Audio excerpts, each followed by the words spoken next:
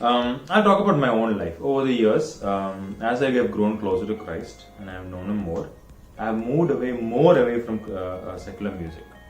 And I'm very choosy in what I listen. Right, I have listened to a lot of secular music when I was growing. But I have realized that as a Christian, as I draw closer to Christ, a lot of the music maybe I don't relate to. A lot of the music I don't follow, or I don't like the words of it.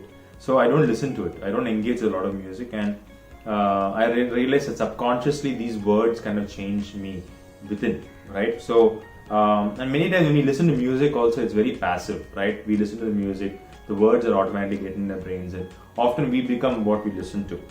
So we don't realize that. So should we refrain from listening to secular music? You don't have to refrain, but I think you have to be careful. The same boundaries that I told you, have to set your boundaries. It is better as a Christian to stay away from secular music because you don't know how it is affecting you.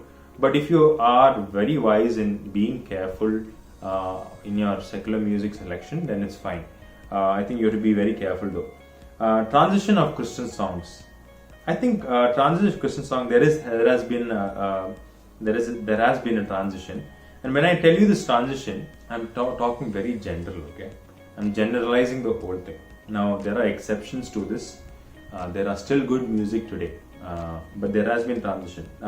One thing that I find is songs today of this generation are very me-centered than Christ-centered.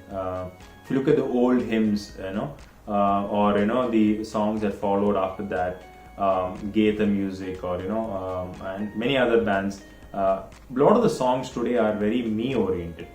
Me, my experience, what I feel, but a lot of it is not talking about God and what He is doing for us and things like that. So, but there's an exception to that. A lot of music that's good. Also, a lot of the older music was written with great experiences that they went through, and that led them to write that music. So, but today I don't know whether people really have those experiences. Yeah, certain people have those experiences. And they have a close relationship with God, and that makes them write these songs. But many times it's like for publicity, or I want to be an artist and things like that. I don't know if the olden writers thought, I want to be an artist, so they won't write. No, they just wrote it when they got that experience, when they drew closer to Christ, and then later that became a famous song. Also, in the olden times there was very less music to select from, but today we are bombarded with a lot of music.